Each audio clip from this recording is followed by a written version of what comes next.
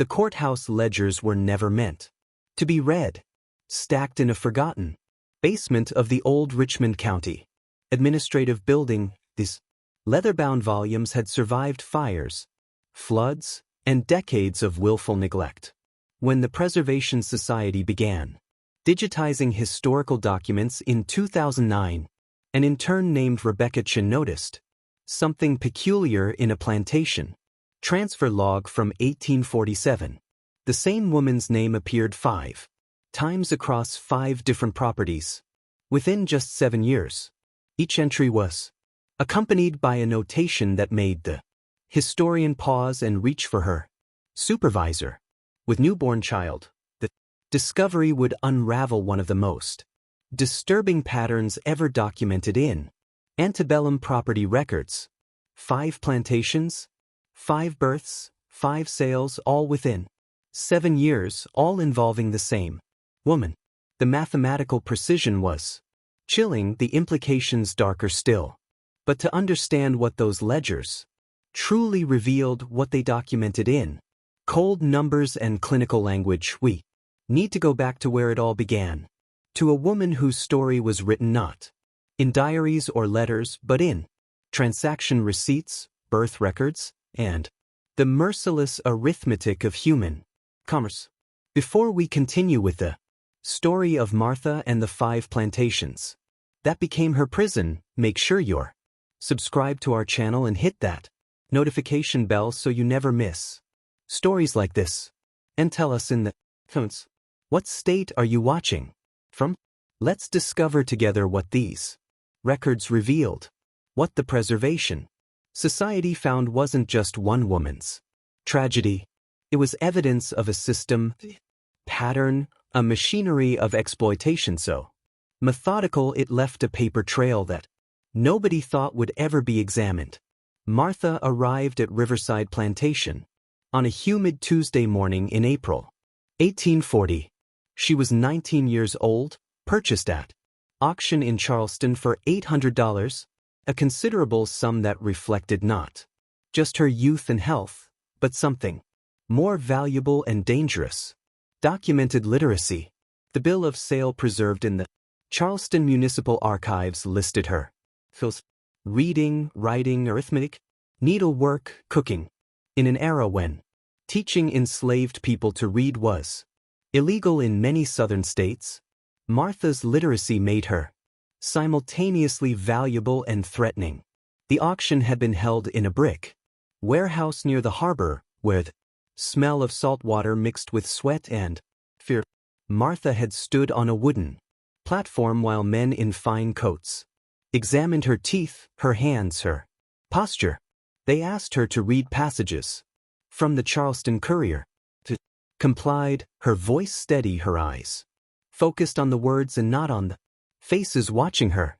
When the bidding reached $800, William Hargrove raised his hand one final time and Martha became his property. Riverside sprawled across 1,200 acres of fertile bottomland along the Savannah River just north of the Georgia border. The main house was a 3-story Georgian structure with white columns that could be seen from the river, a statement of wealth and power visible to anyone passing by. Behind the house, neat rows of cotton fields stretched toward the pine forest that marked the property line. Closer to the main house stood the dependencies: a kitchen house, a laundry house, storehouses, stables, and a line of small cabins where the enslaved workers William Hargrove had inherited Riverside from his father in 1837, along with 63 enslaved people and considerable. At 32, he was determined to restore the plantation's profitability through what he called modern management practices. He kept meticulous ledgers documenting every bale of cotton, every pound of seed, every dollar spent and earned. It also kept detailed records of his human property, names, ages, skills, purchases, sales, births, and deaths, all recorded in neat columns of black. Riverside's ledger recorded Martha's arrival with typical brevity. April 14, 1840. Martha, female, age 19, purchased Charleston auction. $800. Skills literate household work. Assigned main house under supervision. Mrs. Hargrove. The main house staff consisted of 9 people, a cook 2, kitchen help 3 house servants 2, laundry workers and a stable boy who also tended the garden. Martha was assigned to work under the direct supervision of Ellalinina Hargrove Williams, a thin woman of 30 with perpetually pursed lips and a reputation for pious severity. Mrs. Hargrove ran the household with military precision, insisting on absolute silence during meals, immediate obedience to all commands, and visible gratitude for the Christian charity of being housed, fed, and clothed. Martha's day began before sunrise. She rose in the pre-dawn darkness, dressed in the rough cotton dress and apron that constituted her uniform, and hurried to the main house to light fires in the bedrooms and parlor. By the time the Hargrove family woke, the house needed to be warm, what needed to be heated, and breakfast needed to be in preparation. Mornings were spent cleaning bedrooms, making beds with hospital corners that Mrs. Hargrove would inspect with a ruler, dusting furniture, and polishing silver. Afternoons meant laundry, heating water, scrubbing linens on washboards, hanging everything to dry, ironing with heavy flat irons heated on the stove. Evenings meant serving dinner, cleaning the dining room and kitchen, and preparing the house for night. She rarely finished before 9 or 10 o'clock, and then she had to walk back to her cabin in the quarters, exhausted, to collapse on her pallet, until the cycle began again before dawn. The work was relentless, but Martha endured. She had learned survival early. Never meet their eyes directly, but never appear defiant. Move quickly but not frantically. Speak only when spoken. To anticipate needs before they're become invisible except when needed. She made no friends among the other house servants at first, understanding that closeness meant vulnerability. She observed, learned the rhythms of the household, and tried to make herself as valuable and unremarkable as possible. The other house servants slowly began to accept her presence. There was Denina, the head cook, a woman in her 50s whose skill with elaborate meals had made Riverside famous among the local planter class. There was Esther, 23, who worked in the kitchen and had 2 small children in the quarters. There was Clara, 16, nervous and quick, who had been assigned to laundry work after proving too clumsy to serve at table. These women spoke to Martha in fragments, a warning about Mrs. Hargrove's moods, advice about which tasks to prioritize, small gestures of solidarity that couldn't be fully expressed but were understood nonetheless. 3 months after Martha's arrival in July, a new overseer arrived at Riverside. His name was Dutch Carmichael, a man of 35 with reddish hair and a face weathered by years of outdoor work. Hargrove had hired him from a plantation in South Carolina. But Carmichael's reputation for increasing productivity and maintaining discipline, Carmichael moved into the overseer's house, a small cottage near the stables, and began implementing new systems: earlier work hours, shortened meal breaks, stricter accounting of cotton picked, and immediate punishment for any perceived laziness. Within days, Carmichael began paying unusual attention to Martha. It started subtly. He would appear near the kitchen house when Martha was carrying water. Would watch her hang laundry, standing just within her peripheral vision. Began finding reasons to summon her for tasks, bringing messages to field workers, checking inventory and storage buildings, tasks that took her away from the main house and the watchful eyes of the other servants. The other women noticed immediately. Dinah tried to Keep Martha close to the kitchen. Warned her with her eyes when Carmichael approached. Clara whispered urgently one evening, "Don't go nowhere alone. Where folks can see you." But there was nowhere truly safe. No authority to appeal to, no protection under any law. An enslaved woman had no legal right to refuse any command from any white person, and everyone knew it. In early August, Carmichael cornered Martha in the laundry house. It was late afternoon, the sun slanting through the windows creating harsh shadows. The other laundry workers had gone to prepare dinner. Martha was folding linens when she heard the door close and realized she was no longer alone. What happened in the laundry house that day was never recorded in any ledger or document. Martha never spoke of it to anyone, but the pattern it initiated would follow her across 5 plantations and 7 years. By October, Martha knew she was pregnant. She told no one, binding her midsection tightly with cloth strips to conceal the changes. She continued working, moving through her days with the same quiet efficiency while terror and anger weared inside her. She knew what pregnancy meant. She had seen it before, had heard the whispered stories among enslaved women about children born and sold away, about mothers separated from their babies, about the particular vulnerability of bearing a child whose father was a white man. But January 1841, concealment was impossible. Her body betrayed her. Despite the bindings, Mrs. Hargrove noticed during a fitting for new household uniforms, her thin fingers suddenly gripping Martha's arm with surprising strength. "You're with child," Mrs. Hargrove said, her voice flat. It wasn't a question. Martha said nothing. What could she say? That evening, Mrs. Hargrove reported the situation to her husband in his study.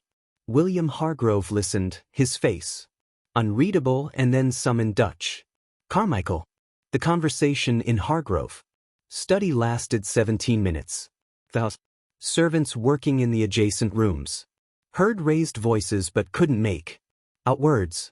Carmichael emerged with his face red, jaw clenched, and walked directly to the overseer's cottage without speaking to anyone.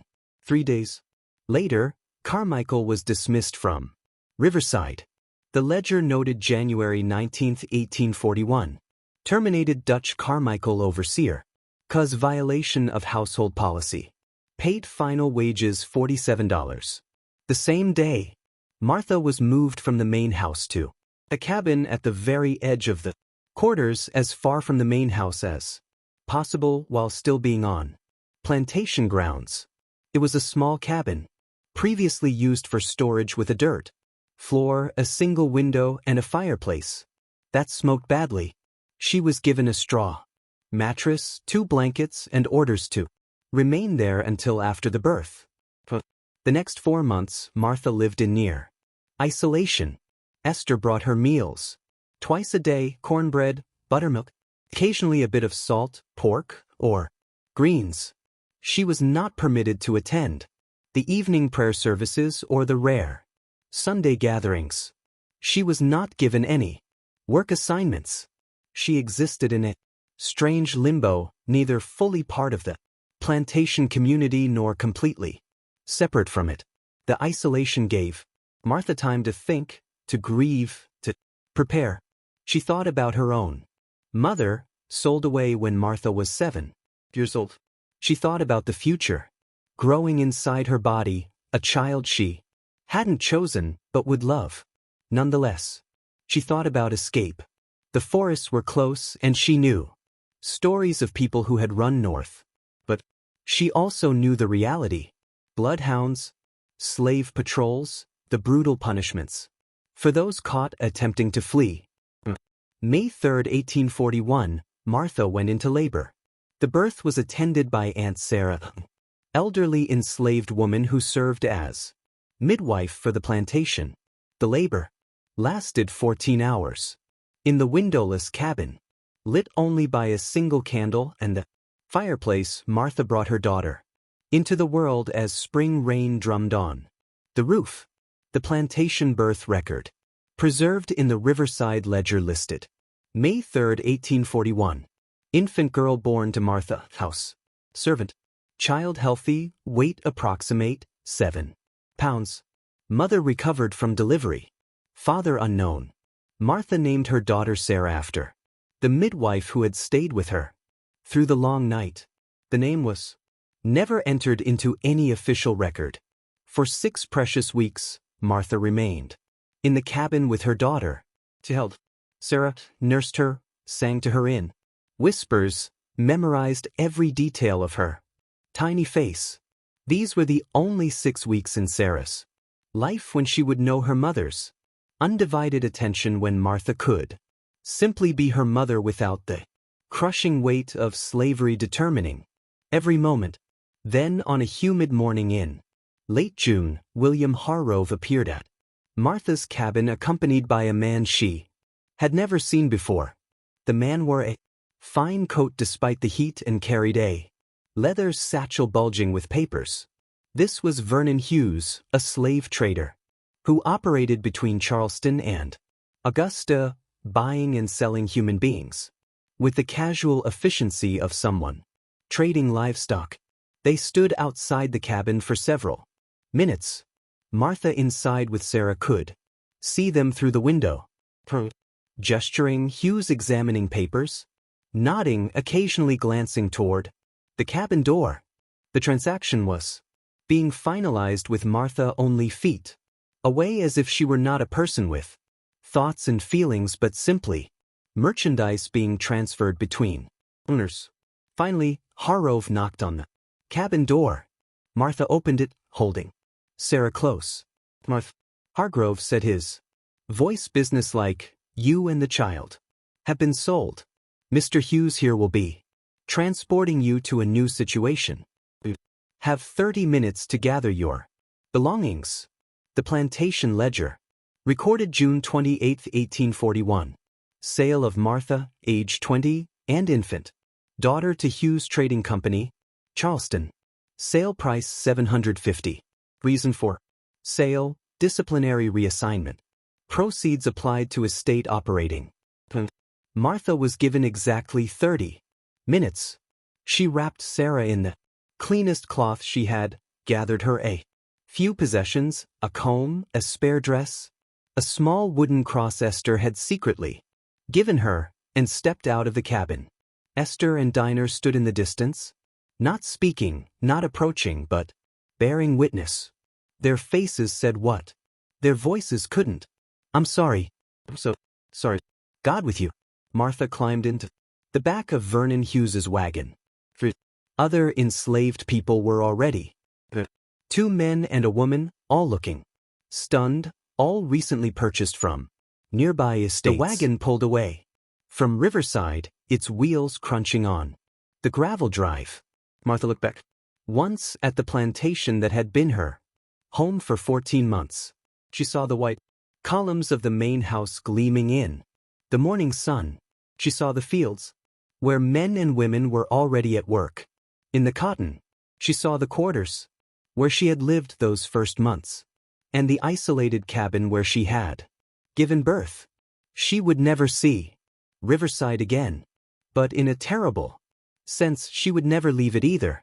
What had happened there, the attention, the violence, the pregnancy, the birth, the sale, would become the pattern that would define the next 7 years of her life. As the wagon jolted northward, Sarah slept in Martha's arms, unaware that her birth had just cost her mother everything, unaware that they were both about to become pieces in a cruel game that would be played out across 5 plantations in 4 states. This was only the beginning of Martha's journey. The first plantation had set the pattern.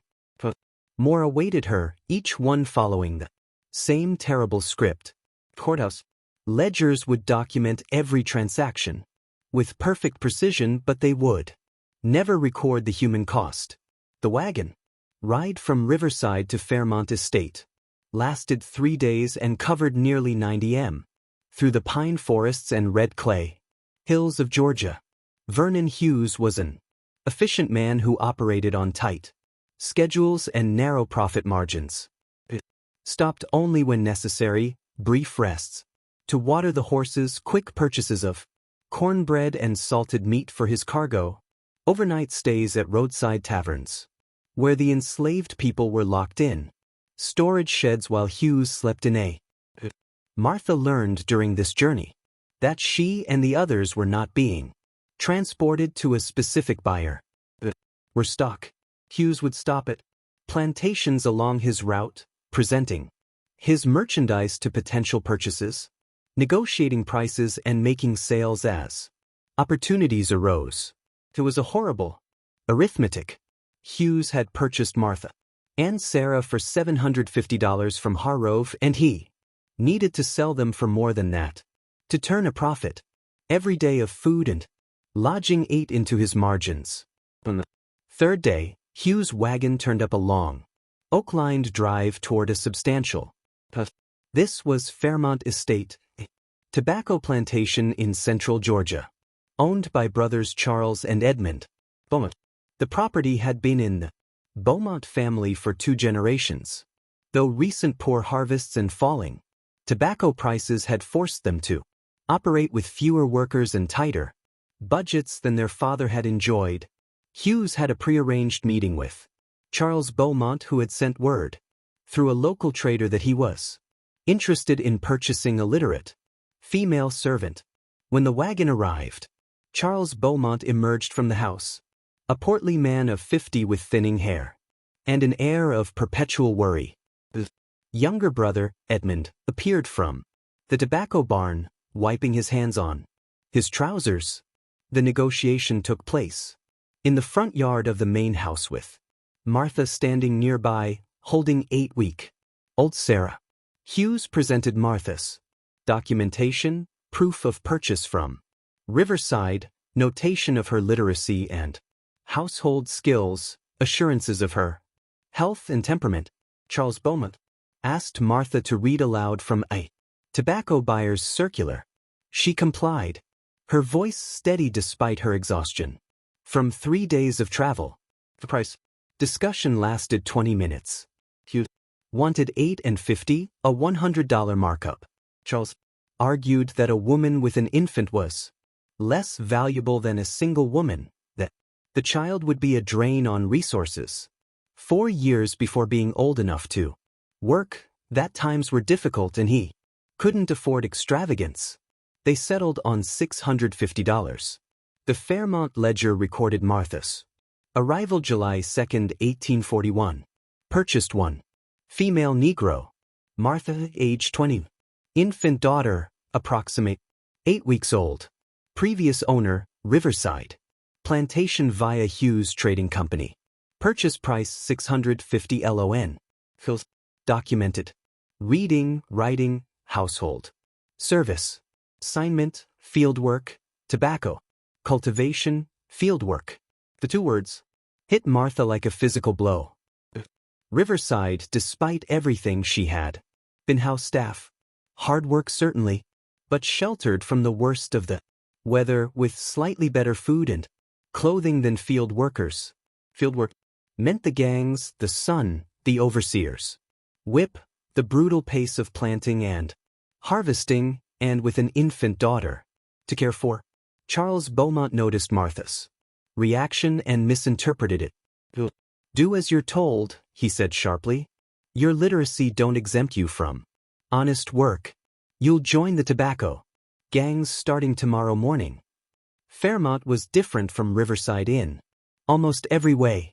The plantation was smaller, 600 acres under cultivation, but worked by nearly 80 enslaved people. The quarters were more crowded, with families packed into small cabins, sometimes 2 families sharing a single. The work was harder, the food more meager, the supervision more brutal. Martha was assigned to a cabin with 2 other women. Patience, a field worker in her 40s who had lost 3 children to sale, and Ruth, a young woman of 22 with twin boys who were 4 years old. The cabin was perhaps 12 feet by 14 feet with a dirt floor, one small window and a fireplace that all three women shared. For cooking and heat, privacy was impossible. Sleep was difficult. The twin boys cried at night. Sarah cried at different times, and all three women had to rise before dawn for their work. Assignments. Tobacco cultivation demanded different labor than cotton. The plants required constant attention. Transplanting seedlings, removing tobacco worms by hand, suckering the plants to promote leaf growth, harvesting at precisely the right moment of ripeness, hanging the leaves in drying barns where the heat could reach 130 degrees Fahrenheit. The work was detailed, repetitive, and exhausting. Martha worked with Sarah bound to her chest in a cloth sling, an arrangement that made every movement more difficult. Sarah cried from hunger. Martha had to stop her work to nurse her, drawing angry looks from the overseer. When rain came, there was no shelter. The work continued with everyone soaked to the fin. When the sun blazed, there was minimal water and no shade. Martha learned to work through exhaustion, to push past pain, to keep moving because stopping meant punishment. Charles Beaumont was often absent from Fairmont, occupied with tobacco sales in Augusta, and Savannah with social obligations in the nearby town of Milledgeville, with the constant financial juggling required to keep a struggling plantation afloat. Day-to-day management fell to his younger brother Edmund, who lived in a small house on the property and served as de facto overseer. Edmund Beaumont was 42 years old and had never married. He was a man of variable moods, sometimes jovial and permissive, allowing longer meal breaks and lighter work quotas, sometimes volatile and cruel, erupting in sudden rages over minor infractions. The enslaved workers learned to read his moods by his gait and his drinking. He walked with loose confidence. The day would be tolerable. He would sit at his desk following along, asking her to repeat phrases, claiming he needed help understanding the language. Martha realized quickly that Edmund was barely literate himself. He could read simple texts slowly, but anything complex left him struggling. Her reading sessions became a regular occurrence, 3 or 4 times a week, always in the late afternoon or early evening, always when the day's work was finished and most people had returned to the quarters. The sessions began innocently enough, but gradually, Edmund's attention became more personal. He began asking Martha questions about her past, about Riverside, about how she had learned to read. He began commenting on her appearance, remarking that fieldwork was too harsh for someone refined. He began touching her shoulder when he leaned over to point a text, letting his hand linger. Patience noticed when Martha returned from these sessions, her face carefully neutral. "That man's trouble," she said quietly one evening as they prepared their meager dinner. "Edmund been like this long as I been here. You mind yourself?" But there was no way to mind herself that mattered. Martha had no power to refuse Edmund's summons, no ability to avoid being alone with him, no recourse if he decided to exercise the absolute power he held over her. She could only endure the way she had learned to endure everything else. By late October, Edmund's intentions had become explicit. The reading sessions had become pretenses for something else entirely. Martha would emerge from the office later and later, her jaw clenched, her eyes distant. She said nothing to anyone because there was nothing to say.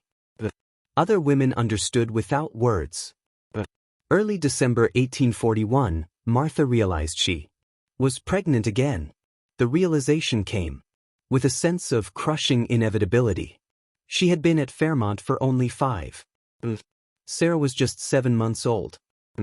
Now another child was coming, conceived in violence, destined to complicate her life even further in a system that saw children as both economic assets and burdens depending on whether them.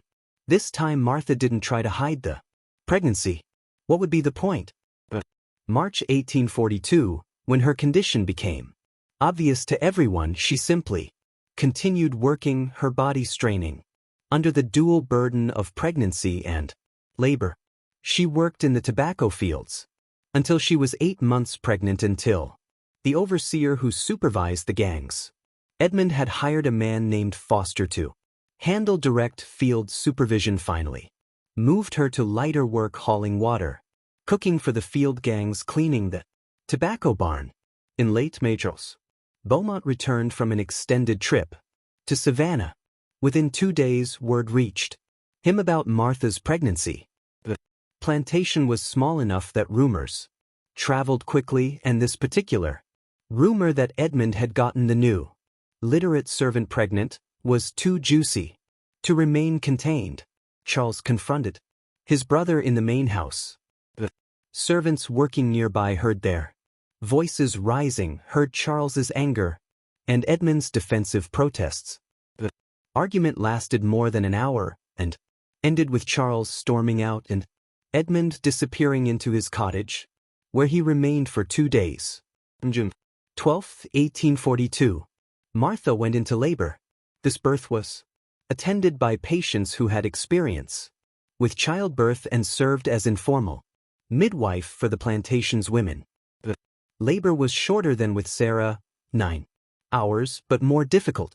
Martha was exhausted from months of field work while pregnant, malnourished on the inadequate rations provided to enslaved workers, and psychologically shattered by the repetition of trauma. When the baby, a boy, finally emerged just after midnight, Martha held him and she wept for him, for Sarah, for herself, for the impossibility of their situation. She named him Daniel, a name meaning God is my judge, though she barely believed in a God that would allow such suffering. The Fairmont birth record noted June 12, 1842. Infant born to Martha, field worker. Child healthy, weighter approximates 6 pounds. Mother survived difficult labor. Father unknown. The word unknown was a legal fiction everyone understood. Everyone knew who had fathered Daniel, but acknowledging it officially would create complications, questions of inheritance, of status, of scandal. Better to leave it officially unknown and handle the problem privately. The problem was handled 6 weeks later. On August 1, 1842, a slave trader named Foster arrived at Fairmont Estate.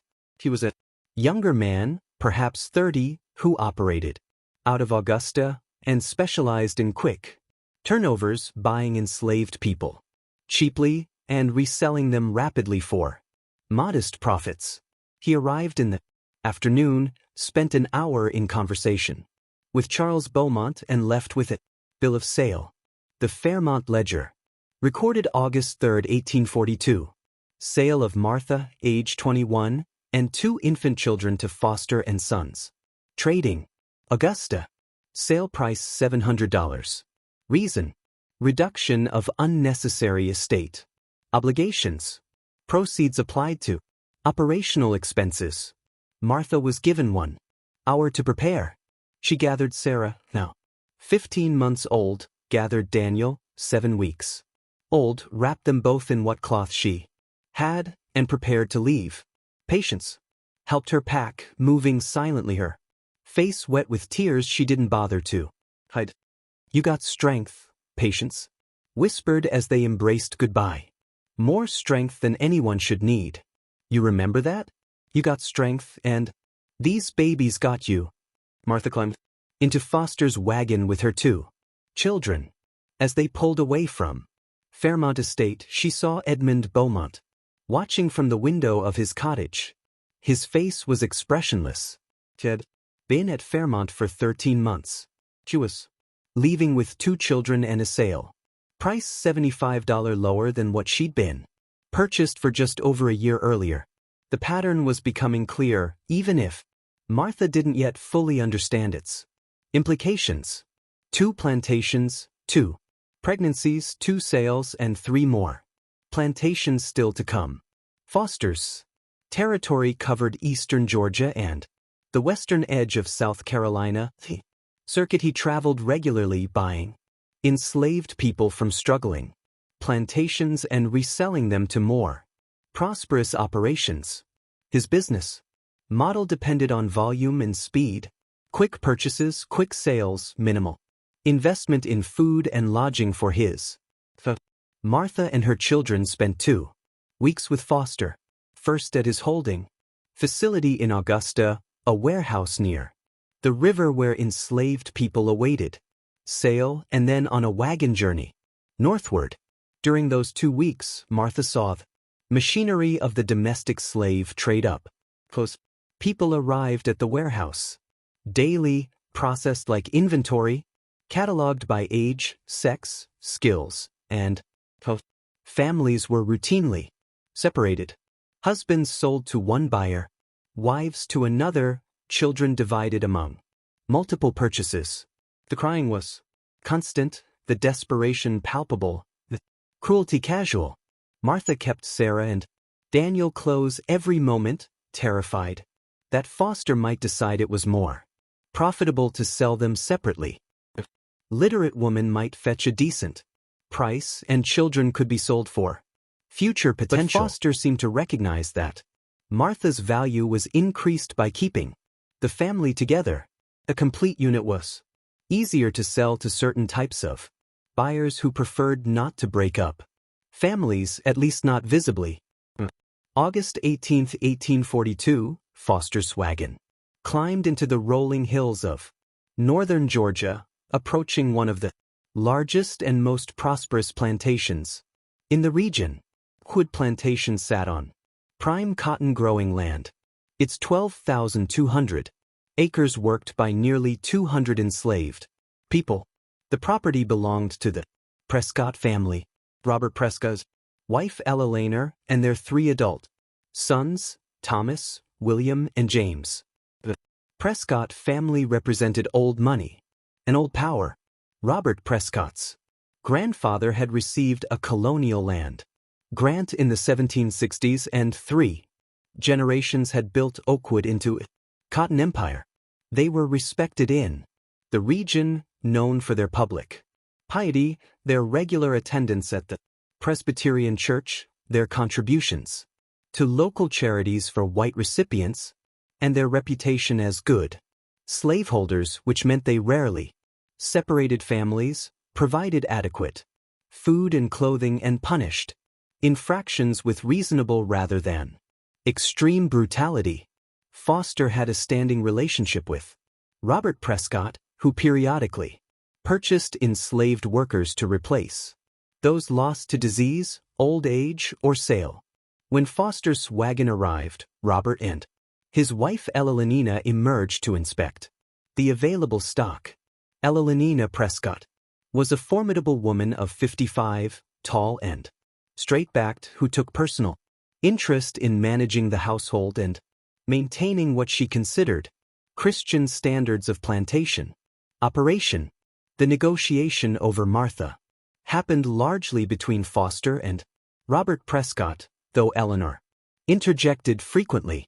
Foster presented Martha's documentation, emphasizing her literacy and previous experience in household service, downplaying the fieldwork at Fairmont. Robert was interested in the literacy but concerned about the 2 young children. She'll be consumed with caring for infants, Robert observed. Limited productivity for this. Foster adjusted his price downward, $625 for all 3. Elenina Prescott examined Martha directly, asking her to read from a Bible passage, testing her penmanship on a slate, asking about her experience with household management. Martha answered carefully, presenting herself as capable and compliant, knowing her life and her children's lives might depend on this performance.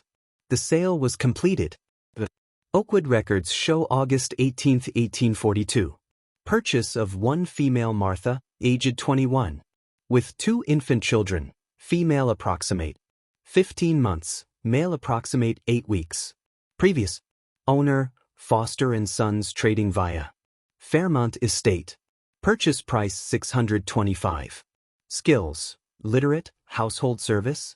Assignment: spinning house, general household support. Oakwood was unlike any place Martha had experienced. The scale was overwhelming. 200 people living in the quarters, a main house with 12 rooms, cotton fields that seem to stretch to the horizon. The organization was military in its precision. Every person had a specific. Every day followed a strict schedule. Every activity was logged and monitored. Martha was assigned to the spinning house, a long, low building, where cotton was processed into thread by a dozen enslaved women working spinning wheels. The work was tedious, but not physically brutal, sitting at the wheel, maintaining steady rhythm, producing consistent thread. The environment was relatively sheltered from weather, though hot in summer and cold in winter. Most importantly, Eleanor Prescott had decreed that mothers with young children could keep their children nearby while working, as long as the children didn't disrupt productivity. Martha set up a corner of the spinning house with blankets for Sarah and Daniel. While she worked at her wheel, Sarah played quietly or slept, and Daniel spent most of his time either sleeping or nursing. The other women in the spinning house gradually accepted Martha's presence, sharing advice about managing children while working, offering occasional help when both babies cried simultaneously. For 3 months, life at Oakwood achieved a kind of stability Martha had never. The work was demanding but not impossible. She was reunited with household-type work rather than field labor. Her children were with her. The food rations were slightly more substantial than at Fairmont. Cornmeal per week, a few pounds of salt, pork, occasionally vegetables from the kitchen garden. Eleanor Prescott insisted on rest from labor every Sunday, allowing time for washing clothes, tending small personal gardens. Some of the enslaved people were allowed to maintain and attending mandatory prayer services. The prayer services were held in a small building near the quarters, led by a white minister from the nearby town who came every Sunday afternoon to preach to the enslaved congregation. The sermons invariably focused on obedience, acceptance of one's station, and the promise of heavenly reward for earthly suffering. Martha sat through these services with her face carefully neutral, wondering what kind of God would create such a system and call it divine will. In late November, everything changed when James Prescott returned from university. James was the youngest of the 3 Prescott sons, 23 years old, recently completed 2 years of legal studies at the University of Virginia in Charlottesville. He was tall and handsome, with his mother's refined features and his father's commanding presence. He carried himself with the confidence of someone who had never been denied anything, who had never imagined that his desires might not be immediately gratified. He had returned to Oakwood full of ideas about plantation management, about modernization and efficiency, about implementing new systems he had read about in agricultural journals. The father indulged him, allowing James to tour the various operations, fields, barns, processing buildings, and make observations and recommendations. Noticed Martha within his first week. She was working at her spinning wheel when he entered the spinning house. With his father touring the facilities, James watched the women work, asked questions about productivity rates, examined the quality of thread being produced. His gaze lingered on Martha, her obvious literacy evident in the way she held herself, her careful attention to the quality of her work, her quiet competence. "This one," James said to his father, pointing at Martha. "She's literate, you said?" Robert confirmed it, and James's interest was clearly piqued. Over the following days, he found reasons to visit the spinning house. Frequently, always with questions, always watching Martha work. Within 2 weeks, James had persuaded his father to reassign Martha to assist with plantation records. The spinning house produced large quantities of thread that needed to be logged, measured, and tracked. Martha's literacy made her ideal for this task. She was given a desk in the small office attached to the spinning house and assigned to maintain daily production logs recording the amount and quality of thread produced by each worker. But gradually, inevitably, James' attention became personal. He began arriving in the office late in the afternoon after the other women had finished their shifts. He would sit close to Martha as she explained the log entries, his arm brushing against hers. He began making comments about her appearance, her voice, her intelligence, comments that made Martha's skin crawl, even as she forced herself to accept them without visible reaction. Christmas 1842, the pretense of professional interest had collapsed entirely. James' visits to the office became brazenly inappropriate. The door closed, his commands explicit. Martha had no recourse, no protection, no possibility of refusal. She was owned property. He was the owner's son. The arithmetic of power was absolute. Tried to avoid being alone, tried to time her work so she would leave before his afternoon visits, tried to bring her children with her as a deterrent. Nothing worked. James simply ordered her to return to the office to leave the children with another woman to comply with his demands. By March 1843, Martha realized she was pregnant again, the third time in less than 3 years. Pregnancy was different from the start. Martha fell ill in her 4th month, developing a fever that lasted 4 days. She became too weak to work, confined to her cabin, her body struggling to sustain both herself and the pregnancy while fighting infection. Sarah, now 2 years old, tried to care for her younger brother, Daniel, bringing Martha water, patting her face, the way she had seen adults do when someone was sick. Eleanor Prescott, whether motivated by genuine concern or fear of losing valuable property, had Martha moved to a cabin near the main house where she could be more closely monitored. A doctor was summoned, Dr. Mitchell from the nearby town. Extraordinary expense for an enslaved person, but deemed necessary to protect the Prescott family's investment. Mitchell diagnosed Martha with severe pneumonia complicated by pregnancy, prescribed quinine, bed rest, and nutritious food, luxuries rarely afforded to enslaved people. For 6 weeks, Martha hovered between life and death, her fever spiking and breaking, her body weakening, while Eleanor Prescott supervised her care with stern efficiency. Slowly, painfully, Martha recovered. By June she was strong enough to sit up, to eat without assistance, to hold her children again. The pregnancy had survived, though Martha had lost considerable weight and remained weak. In September 1843, after a difficult 36-hour labor, Martha gave birth to another daughter. The birth was attended by Dr. Mitchell. Another unprecedented expense because the previous illness had left everyone concerned about complications. The baby was born small but healthy, weighing perhaps 5-12 pounds. The Oakwood birth record noted September 12, 1843. Female infant born to Martha, spinning houseworker. Difficult delivery following mother's severe illness.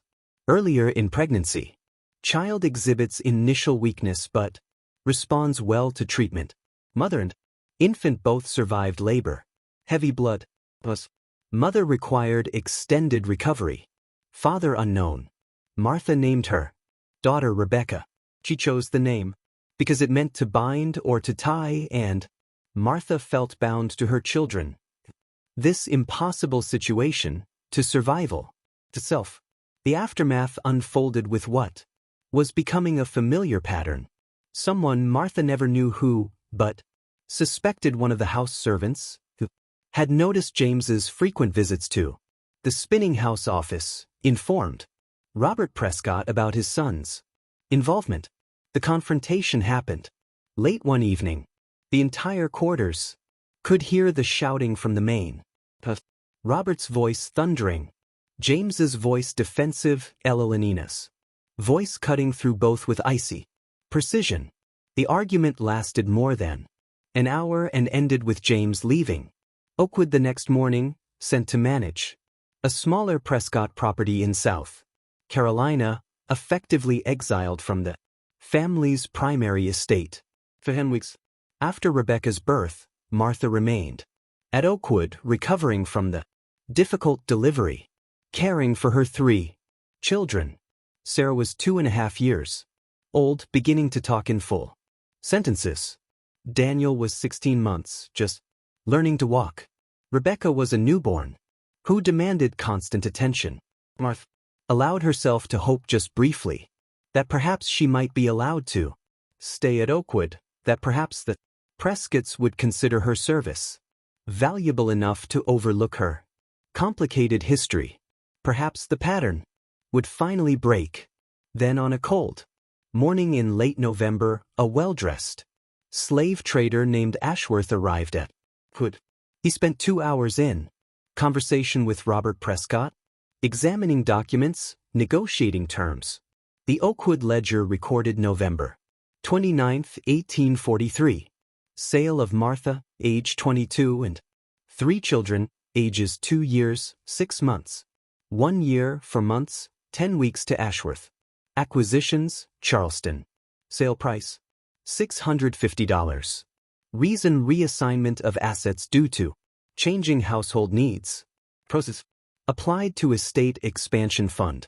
The price had gone up slightly, perhaps reflecting Martha's proven resilience, or perhaps because 3 children represented potential future labor, but Martha noticed what others might not. She was still worth less than the $800 she had originally been sold for. Despite being in the prime of her working life, Arthur gathered her 3 children, her meager belongings, and prepared to leave for the 4th time. As Ashworth's wagon rolled down the Oakline Drive leading away from Oakwood, Martha looked back at the plantation that had promised stability, but delivered only another iteration of the same pattern. 3 plantations, 3 pregnancies, 3 sales, and she was still only 22 years old. What Martha didn't yet fully understand was that each sale was making her less valuable. Each child was marking her as problematic. Each pregnancy was creating a documentary trail that would follow her through the ledgers and records of the domestic slave trade. She was being systematically devalued, turned from a premium servant into damaged goods, all because of crimes committed against her that she had no power to prevent. 2 more plantations awaited her. The pattern was not finished. Ashworth's territory covered a vast region from Charleston through Georgia and into Alabama, following the profitable trade routes where cotton was king and enslaved labor was the foundation of wealth. He was a more sophisticated operator than Foster. Better dressed, more connections, higher-end clientele. He specialized in quality stock, enslaved people with skills, training, or other attributes that commanded premium prices from wealthy planters. Martha's situation was complicated. On one hand, her literacy and household skills made her theoretically valuable. On the other hand, 3 children under 3 years old made her immediately less appealing to most buyers, and her history, visible in the trail of sales and transfers that appeared on her documentation, raised questions that Ashworth had to carefully manage. The solution was to market Martha as a family unit to a very specific type of buyer. Wealthy planters who could afford to take on the short-term burden of young children in exchange for long-term labor value and who prided themselves on their benevolence in not breaking up families. Ashworth transported Martha and her children to his main facility in Charleston, where they spent 3 weeks while he searched for the right buyer. The facility was a large brick building near the slave market divided into cells, where enslaved people awaited sale. Martha and her children were kept in a room with 8 other women and their children, all waiting, all trying not to think about what came next. Finally, mid-December 1843, Ashworth secured a buyer. Jonathan Whitfield, owner of Cedar Hills Plantation in eastern Alabama, one of the wealthiest men in the territory. Cedar Hills was the largest property Martha had yet encountered. 1,800 acres of prime cotton land, nearly 300 enslaved workers, and a main house that looked like something from a storybook. Jonathan Whitfield had inherited the plantation from his father and expanded it through shrewd investments in land and cotton futures. At 54 years old, he was a widower. His wife had died in childbirth 8 years earlier and managed his vast operation with meticulous attention to detail and an ironclad sense of order. Whitfield had specific requirements. He wanted a literate woman to assist with household correspondence and records. He was willing to accept children as part of the arrangement, provided they would eventually contribute to the plantation's labor force. Ashworth assured him that Martha fit these requirements perfectly. The sale was completed through correspondence with Ashworth, transporting Martha and her children westward to Alabama.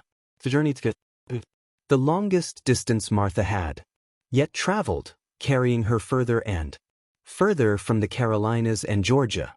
She had known. The Cedar Hills records show December 20th, 1843.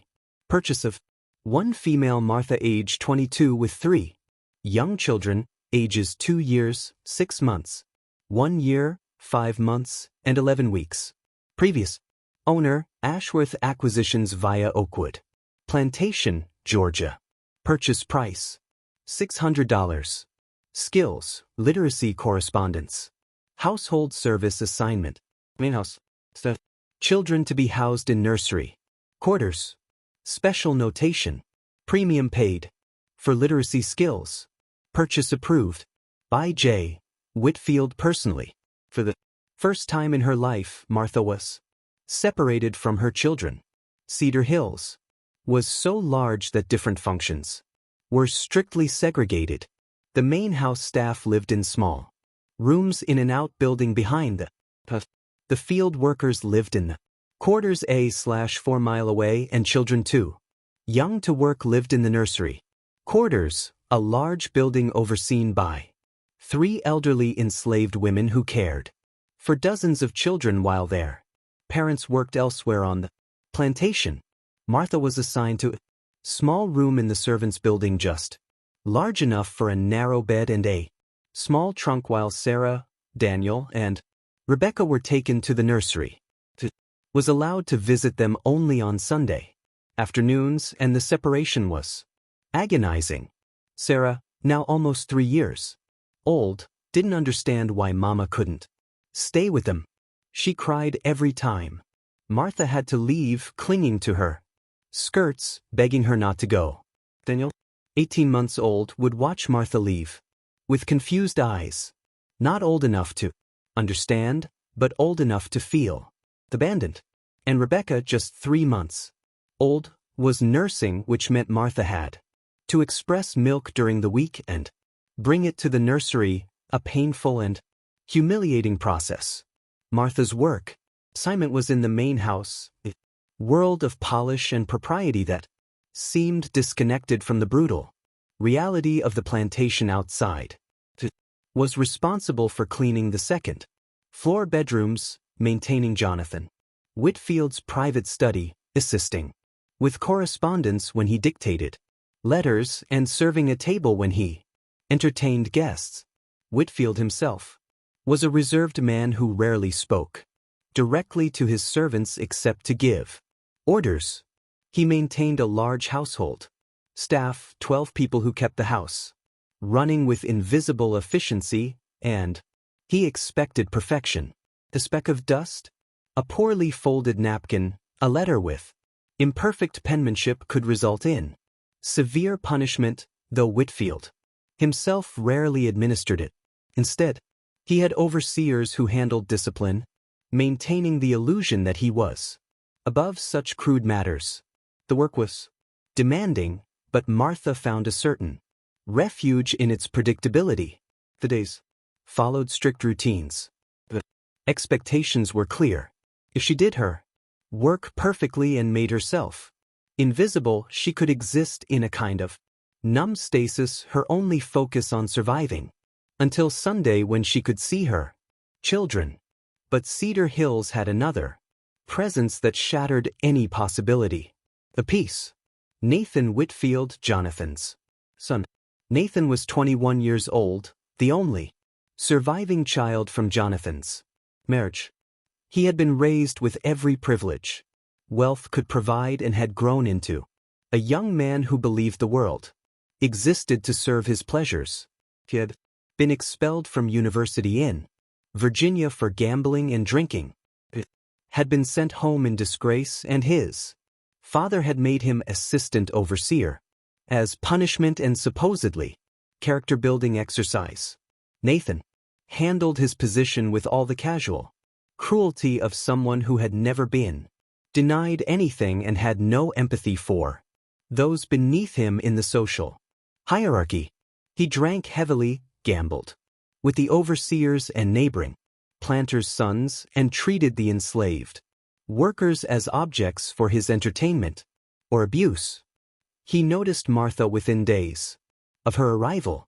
Martha was carrying fresh linens to the second floor bedrooms when Nathan stepped out of his room, clearly having just woken despite it being mid-afternoon.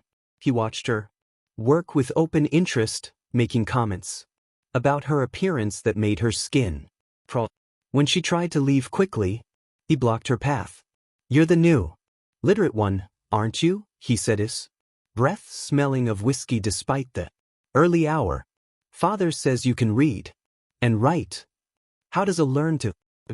Martha kept her eyes down. "I was taught when I was young, sir." "Taught by who?" "Show me. Read this." Grabbed a book from a nearby table and thrust it at her. Martha read the passage he indicated, her voice steady, despite her racing heart. "Nathan. Well, I'll be damned. Actually can read. That's something. Father's got himself a clever one." Let her pass, but his eyes followed her. As she left, the attention escalated. Quickly, Nathan began finding excuses to be wherever Martha was working. He would summon her to his room to tidy up, even though he had already been served. Would order her to read to him from books or newspapers, sitting too close, touching her under the pretense of pointing at text. The other house servants warned Martha with their eyes and careful silence. This was familiar territory. They had seen Nathan fixate on women before, had seen what happened when he decided he wanted something. Martha tried every strategy she knew to avoid him, working faster to finish before he appeared, staying in groups with other servants, being so invisible he might forget about her. Nothing worked. Nathan had decided he was interested, and in his world his interest was the only thing that mattered. By spring 1844, the inevitable had happened. Martha was pregnant for the fourth time. The exhaustion was overwhelming. 4 pregnancies in less than 4 years, 3 young children. She could barely see, constant work demands, and now another child coming. Martha felt herself breaking in ways she hadn't allowed herself to feel before. She considered running. The force around Cedar Hills were dense, and she had heard whispered stories of people who had escaped and made it north. But she had 3 children in the nursery. She couldn't take them with her. Were too young, would slow her down. would make escape impossible and she couldn't leave without them. The choice was impossible, so she made no choice at all. She simply continued day after day surviving. By late summer, Martha's pregnancy was obvious. Jonathan Whitfield noticed when she was serving dinner one evening and immediately summoned the head housekeeper to his study. Within a week, Jonathan had learned about Nathan's involvement. The confrontation was explosive. Servants throughout the house heard the shouting, Jonathan's voice like thunder, Nathan's voice defensive and dismissive. The argument ended with Nathan being sent to manage a timber operation in northern Mississippi, effectively exiled from Cedar Hills. But this time, Jonathan Whitfield made a different decision about Martha. Rather than selling her immediately, he kept her at Cedar Hills. Perhaps he recognized that selling her would acknowledge the problem publicly. Perhaps he calculated that she was valuable enough to keep, despite the complications. Or perhaps he simply hadn't yet recognized the pattern that had followed Martha through 4 plantations. On November 7, 1844, Martha gave birth to her 4th child, a son. The birth was difficult. Martha hemorrhaged badly, losing enough blood that the midwife feared for her life. The plantation doctor was summoned, a rare expense for an enslaved woman's childbirth, and managed to stop the bleeding. But Martha spent 2 weeks in the infirmary recovering. The birth record noted November 7, 1844. Male infant born to Martha. Household. The difficult delivery. Mother suffered significant blood loss but survived with medical intervention. Child healthy. Weight approximately 6 pounds. 80. Father unknown. Medical costs $18. Charged to plantation medical account. Martha named her son Joshua, meaning God is salvation, though she felt further from salvation than ever. During Martha's recovery in the infirmary, Cedar Hills made a decision about her older children. Sarah, now 3 1/2 years old, was deemed old enough to begin light work. She was moved from the nursery to the main house where she would serve as a runner, carrying messages between buildings, bringing water to workers, learning the basic tasks that would prepare her for household service.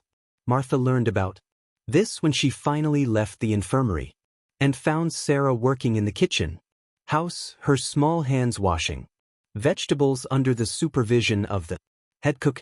Sarah's face lit up when she saw her mother, but she wasn't allowed to stop working. They could only exchange looks, and Martha had to continue to her own assignment. Heartbreaking. For the next 8 months, Martha lived in a kind of suspended state. She worked in the main house, saw Sarah occasionally during work, but couldn't speak to her beyond brief exchanges, and visited Daniel and Rebecca in the nursery on Sundays, now with baby Joshua as well. Her body slowly recovered from the difficult birth, though she remained weaker than before. The accumulation of 4 pregnancies and constant labor taking its toll. She waited for the inevitable sale, expecting the trader to arrive any day. But months passed and Jonathan Whitfield kept her at Cedar Hills. Martha began to cautiously hope that perhaps the pattern might be broken, that perhaps she might be allowed to remain in one place long enough to watch her children grow. In August 1845, Vernon Hughes arrived at Cedar Hills. Not Vernon Hughes, the original trader, who had transported Martha from Riverside, but Sheffield, another trader, who worked similar routes. Jonathan Whitfield had decided that the complications outweighed the value, and it was time to cut his losses. The Cedar Hills Ledger recorded August 15, 1845. Sale of Martha, age 24, with 4 children.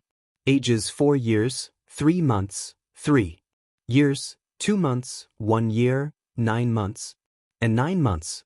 Sold to Sheffield Trading Company Mobile. Sale price $550. Reason: reduction of household staff. Reassignment of assets. Proceeds applied to Estate Modernization Fund. Special notation: medical costs during recent pregnancy 18 deducted from final asset valuation. The price continued to fall. Martha was now worth less than a third of her original purchase price despite being only 24 years old and in the theoretical prime of her working life. Her children, rather than adding value, had become liabilities in the calculations of plantation economics. Martha was given 2 hours to prepare. Gathered her 4 children. Sir old enough to walk on her own. Daniel needing to be carried part of the time. Rebecca toddling but still unsteady. Joshua, a 9-month-old baby. She wrapped Joshua against her chest in a sling, held Rebecca's hand and urged Sarah to stay close while she tried to manage Daniel. The logistics of moving one woman with 4 young children were complicated.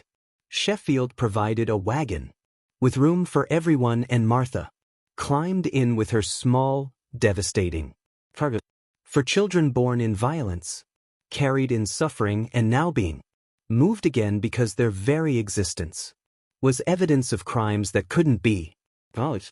As the wagon pulled away from Cedar Hills, Martha looked back at the plantation that had been her home for 20 months. She saw the white column main house. She saw the nursery building where her children had lived separated from her. She saw the servants' quarters where she had slept in her tiny room alone while her children cried for her elsewhere on the property, for plantations, for pregnancies, for sales. And somehow, impossibly, Martha was still only 24 years old. What plantation awaited her? The pattern was not finished, but Martha was. Sheffield's operation was based in Mobile, Alabama, a major port city that served as a hub for the domestic slave trade's western routes. Enslaved people were transported through Mobile to plantations throughout Alabama, Mississippi, and Louisiana, feeding the insatiable demand for labor in the expanding cotton and sugar regions. Martha and her 4 children spent 3 weeks in Mobile, held in a warehouse facility near the docks. The building was crowded with people awaiting sale. Men purchased for field work, women for household service, children separated from parents and sold for their future potential. The noise was constant, a mixture of crying, praying, and the harsh voices of the traders conducting their business. Sheffield recognized that Martha's situation was commercially complicated. For young children made her difficult to sell to most buyers. Her declining price history suggested she was problematic, but her literacy remained valuable, and some buyers specifically wanted enslaved families that could be presented as humanely managed to counter growing abolitionist criticism. Sheffield found his buyer in Louisiana, Henri Delacroix, Creole planter whose family had owned Magnolia Grove for 3 generations. Delacroix was looking for an educated servant to assist with plantation correspondence and household management, and he was wealthy enough to absorb the cost of supporting 4 young children until they reached working age. The sale was negotiated through letters with Sheffield painting Martha as a valuable investment despite her family encumbrances. Delacroix agreed to the purchase, and in late September 1845, Martha and her children were transported westward into Louisiana. The journey covered more than 200 m through the coastal lands, a landscape unlike anything Martha had seen before. The land was flat and wet, cut through with bayou and swamps, thick with Spanish moss hanging from live. The air smelled of mud and decay, and the particular sweetness of sugar cane. Magnolia Grove sat in Louisiana's sugar country, where the agricultural cycle was different and more dangerous than cotton. Sugar cultivation demanded precise timing, planting in the spring, cultivation through summer, and then the Brutal harvest season from October through December, when the entire plantation worked 20-hour days to cut cane and process it before frost could destroy the crop. The grinding season was called the killing time because of the accidents in the mills, the exhaustion-related deaths, and the brutal pace that pushed workers past human limits. The Magnolia Grove records show September 28, 1845. Purchase of one female Martha, age 24, with 4 children, ages 4 years, 5 months, 3 years, 4 months, 1 year 11 months, and 10 months. Previous owner, Sheffield Trading via Cedar Hills Plantation, Alabama. Purchase price, $500. Skills, literacy, correspondence, household management, assignment, main house, personal attendant to owner, children to be housed with mother in separate cabin, special notation, family. Unit purchase, premium paid for. Documented literacy skills. Priakwa was 58 years old, a sophisticated man who had been educated in France and maintained connections to New Orleans's Creole society. He was a widower who had never remarried after his wife's death 15 years earlier. His 3 daughters were all married and living in New Orleans, leaving him alone at Magnolia Grove with a household staff of 12 enslaved servants and the 200 field workers who kept his sugar operation running. Unlike the other plantations, Delqua assigned Martha a small cabin near the main house where she could live with all 4 of her children. It was the first time since Cedar Hills that Martha had been allowed to keep her children with her, and the relief was overwhelming. Sarah, now 4.5, could finally sleep near her mother. Daniel, 3.5, and Rebecca, 2, could play nearby while Martha worked. And Joshua, 10 months old, could nurse whenever needed. The cabin was small, perhaps 10 feet by 12 feet, with a dirt